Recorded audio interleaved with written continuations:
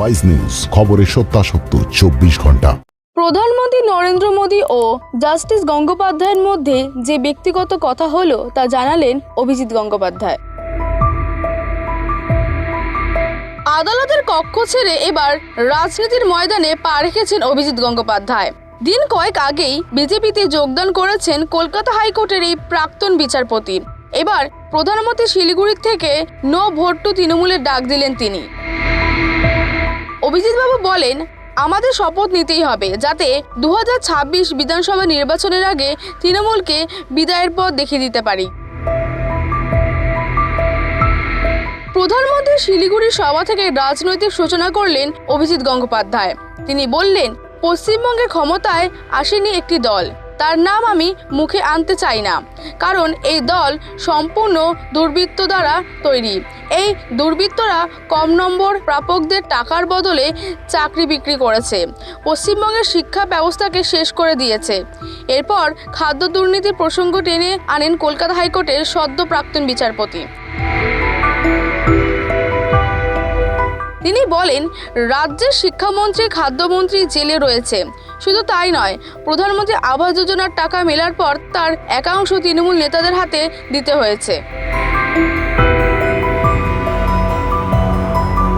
অভিজিৎবাবু বলেন, নির্বাচন আসন্ন, এই ভোটেই দুষ্কৃতী দলকে শিক্ষা দেওয়ার দরকার। প্রাক্তন বিচারপতির কথায় সেই শিক্ষাই হচ্ছে পশ্চিমবঙ্গ থেকে উৎখাত করতে হবে। দুর্বৃত্ত দলটিকে বুঝিয়ে দিতে হবে তোমাদের মেয়াদ শেষ হয়ে গিয়েছে। খাদ্য, শিক্ষা, আবাস দুর্নীতির মূল্য তাদের চোকাতেই হবে। আজকে 42টা আসনে লোকসভার নির্বাচন ঘোষণা হতে চলেছে। তাতে দুর্বৃত্তদের দল তৃণমূলকে একটাও ভোট দেবেন না।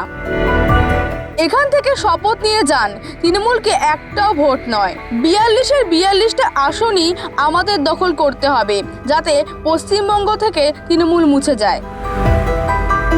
শিলিগুড়ি সভা থেকে নো ভোট টু তৃণমূল ডাক দেওয়ার পর প্রধানমন্ত্রীর সঙ্গে কথাও হয় অভিজিৎবাবুর। প্রধানমন্ত্রীর সঙ্গে কি কথোপকথন হলো, এই নিয়ে সংবাদ মাধ্যমের কাছে মুখ খোলেন তিনি। প্রাক্তন বিচারপতি জানান, প্রধানমন্ত্রীর সঙ্গে বেশি কথা হয়নি তার, তবে পিএম মোদী তাকে আশীর্বাদ করেছেন বলে জানান। অভিজিৎবাবুর কথায় 2-3 দিন আগে বিজেপিতে যোগ দেওয়া একজন সাধারণ কর্মীর জন্য এটা ভীষণ অনুপ্রেরণামূলক। আজ মোদিজির বক্তব্য শুনে আমি অভিভূত। গতকালের সভায় নিজের বক্তব্য রাখার পর অভিজিৎবাবুর দিকে এগিয়ে যান প্রধানমন্ত্রী। দুজনে ফের একবার হাত মেলান। প্রধানমন্ত্রীকে বুঝে সম্মান জানান হাইকোর্টের প্রাক্তন বিচারপতি। দুজনের মধ্যে বেশ কিছুক্ষণ কথা হয়। পরে বিজেপির রাজ্য সভাপতি সুকান্ত মজুমদার জানান, পিএম মোদী অভিজিৎবাবুকে বলেছেন তিনি খুবই সাহসিকতার কাজ করেছেন।